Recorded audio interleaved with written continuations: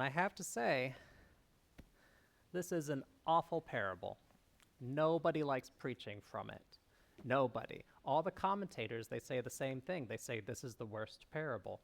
And this happened to be the parable that I had to preach from because my pastor, when I was becoming a pastor, assigned it to me.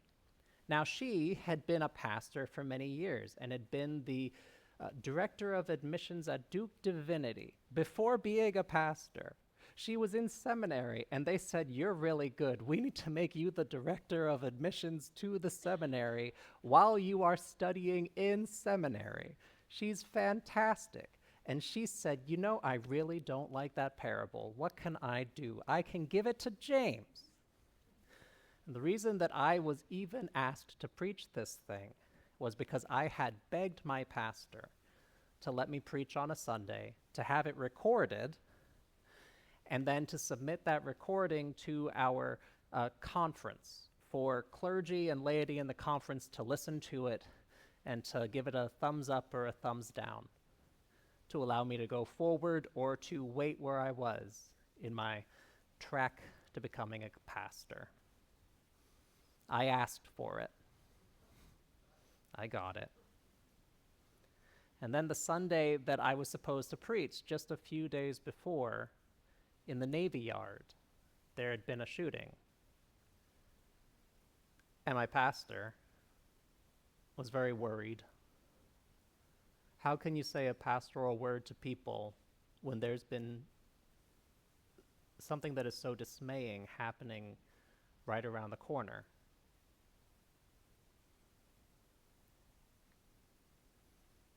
I think that what matters most to us is not our careers, is not some proper interpretation of some obscure passage.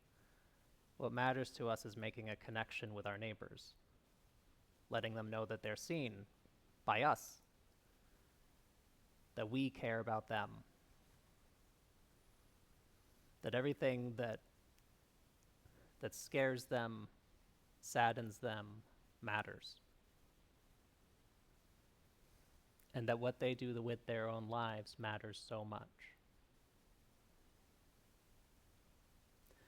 Yesterday, in the town of Kensington, we attended a fun run to raise funds for the schools in our area.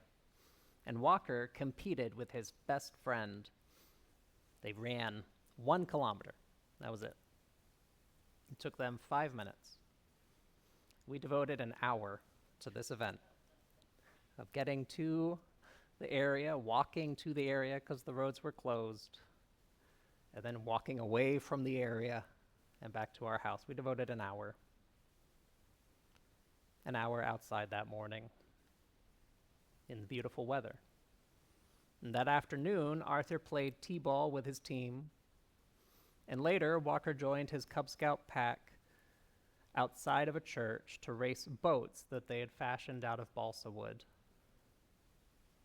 I spent much of the day outside, and the clouds held back their rain, and it was one of the best Saturdays I've spent in months. And today is another one of those days in September when the summer sun tries to cling to its peak in the sky as its hours of light balance with the hours of the night, and the warmth of the earth holds on just a little longer, but they both lose their summer strength. And temperatures moderate and clouds cover us, and the trees are turning yellow and brown, following the way of the crops in the fields. Nothing is vibrant forever. The grass withers. Our flesh fails. And we're not perfect ideals or heavenly angels. We are like the ground we are made of, always wearing away. Nobody's perfect. Nobody can be perfect. Now, growing up, this has been the time of year that I have dreamt about apple butter and apple cider. And now I make thick soups of butternut squash, and I look forward to the day eventually when I get to begin wearing all of my sweaters. I have so many sweaters. And at the fall equinox, maybe you're already thinking, of all the Christmas cards you'll send to all your friends and family with updates on the year, or the Christmas foods you'll make and share. You'll be looking forward to that feast, which happens just a few days after the darkest day, the longest night. Looking forward to some festivity. And this week I did find myself gazing at recipes that I've saved and those in my mother's old cookbooks that she passed on to me when Amy and I bought our first home years ago. I know what I want to be on the table far in advance. Popovers and a roast chicken and roast vegetables and stuffing. I want us to eat sausage rolls and mince pies and sticky toffee puddings. And Amy wants lasagna for Christmas Eve and a breakfast casserole in the morning. And it's easy to get lost daydreaming about some far-off feast.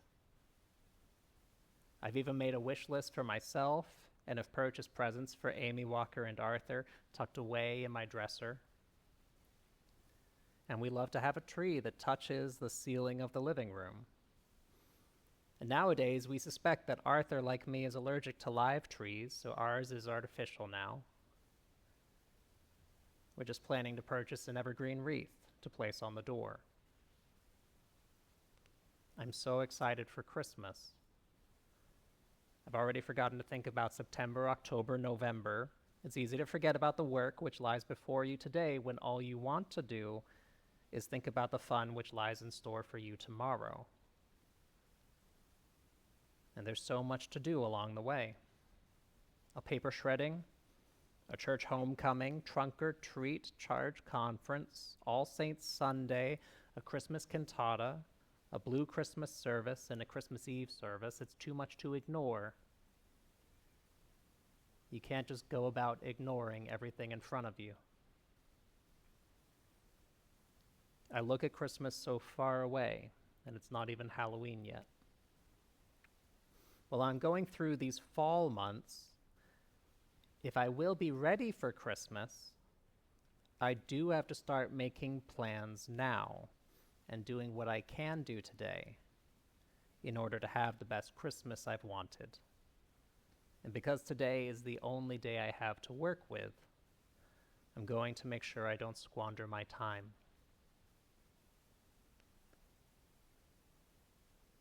This church is very good about doing things today, which it very well could do tomorrow, but it does get things done as soon as it's been decided to do something. I understand we're preparing boxes already for trunk or treat in the month of October, and it is still the month of September. This church is very good at seizing the moment. And when you hear the gospel reading shared today, what do you think about? Does it strike you to seize the moment? Is it confusing that Jesus is commending the use of dishonest means to the disciples? What do you make of a parable of a dishonest manager? A shrewd steward.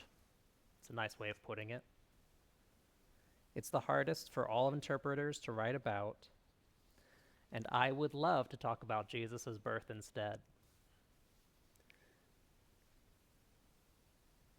The work Jesus calls the disciples to is to make friends for themselves by what he labels dishonest means. It is work they must undertake that day, with the future in mind. And it is so difficult for all of us because for as long as we have lived, each day we've been further conditioned to expect that we'll have another day to enjoy tomorrow. It's our expectation that we can always bring ourselves to do what we cannot complete today, tomorrow. And the reality which I am not prepared to accept is that we can't count on tomorrow with certainty. We can't count on doing things for ourselves in the future. And thinking of what will happen to us tomorrow requires that we think of what we must do today, to plan and lead our lives today in this moment so that as much good can come out of today as possible and echo into tomorrow. The dishonest manager must forgive the debts of the people now to be welcomed into the service of their homes tomorrow. Though it may seem to us that the reading on the surface deals with future events, future concerns, it really has everything to do with the here and now. How do you treat your neighbor today? And what would it look like to serve a God who deserves our loyalty? What would it look like to live with some amount of faithfulness on our part, to stick with God even when we can't see the Lord at work or be certain of the fulfillment of God's promises tomorrow? That kind of relationship of mutual fidelity needs work each day, starting now. And Jesus wants his disciples not to focus on when their hopes will be fulfilled, when all things will be made right, when God will restore justice to all the peoples. Jeremiah's been waiting for that when, and he's called a prophet of tears. He does not see what he hopes for. Instead, Jesus asks the disciples to make friends for themselves today. Focus on the now. Gain the regard of others by taking it upon yourself to forgive your neighbors of their debts, their sins. The disciples are urged by Jesus to forgive the debts of all who owe their master, their Lord. The disciples are told by Jesus to release from guilt anyone who owes God restitution or atonement. The disciples are commanded by Jesus to liberate anyone who seems to them to be a sinner, even if they deserve it. Even if they are selfish, lazy, spiteful, unproductive, in the wrong. What word would you say about the sinner whom you deplore the most? Jesus tells us to forgive our neighbors, one and all, who owe a debt, which is everyone. And the debt is not to us, because nothing in the world is ours anyway. It's always to God, who made the world and is the giver of all good things. We are only stewards of God's creation, and all debt is debt to the Creator, not to you. Don't take it personally when someone blows up at you. Don't take it personally when someone disrespects you. It's not you. They're just falling apart on the inside. They're wearing down like the ground that they're made of.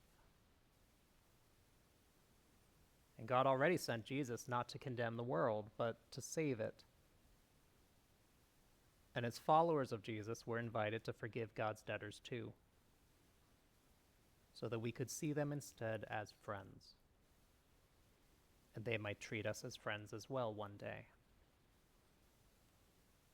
Are you with me? This is the kind of discipleship, the steadfast dedication that Jesus exhorts his followers to prioritize. We can't lord over people their sins and their shortcomings. We can't perennially criticize others year after year for the same failure from their youth, the same flaw in their character. We have to let it go, to accept their humanity, to face our own imperfections too. We are turning from green into gold and brown. To accept our limitations, to embrace others as well, is part of discipleship, of making a choice and following through even if you don't know where it goes. And I ran across a poem by a writer named Wendell Berry that gives me hope in becoming a better disciple. That even when I stumble and muddle around, even when I don't know where I'm going, I'm not alone as I try to live out the light of God's grace and love. God lifts us all up, puts us all back on our paths, keeps blowing us in the direction we need to go in, often without our knowledge or permission God's grace keeps pushing us forward. And the poem comes from his book, A Timbered Choir. It's titled Two, like the number 2. When my father was an old man, past 80 years, we sat together on the porch in silence in the dark. And finally he said, "Well, I have had a wonderful life," adding after a long pause, "and I have had nothing to do with it." And we were silent for a while again, and I asked, "Well, do you believe in the informed decision?" And he thought some more and at last said, out of the darkness, "Nah." He was right. For when we choose the way by which our only life is lived, we choose and do not know what we have chosen. For this is the heart's choice, not the mind's. To be true to the heart's one choice is the long labor of the mind. He chose imperfectly as we must the rule of love, and learned through years of light what darkly he had chosen. His life, his place, our lives. And now comes one he chose, but will not see. Emily Rose, born May 2, 1993.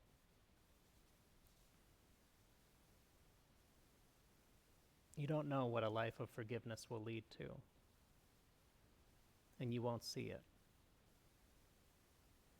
All you can do is live it as it unfolds in front of you. Maybe what we're hoping for isn't the ability to choose now and on this day what will profit us the most, what we will do with our entire life. I'm grateful to a God who chose to love me regardless of how well I can respond to that love in my own thoughts, words, and deeds. I'm indebted to a God for all the good things I'm blessed with, a sense of God's company, and understanding that I know how I should go about living, with faith in my heart and love in my actions.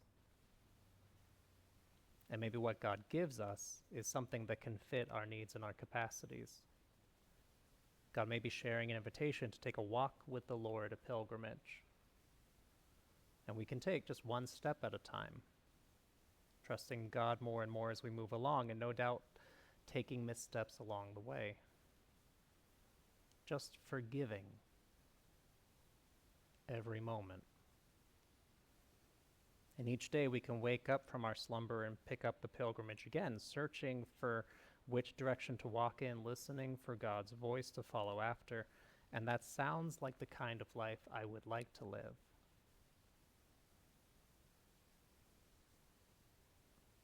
A life where I'm not holding on to some big idea,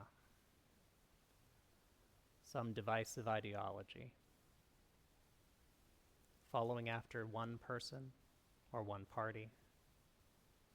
A life where I'm just meeting the people I see in front of me, accepting them, not holding judgment against them, but just meeting them where they are. That's the life I want to live. What kind of life do you want to live this week? I'd love to hear all about it.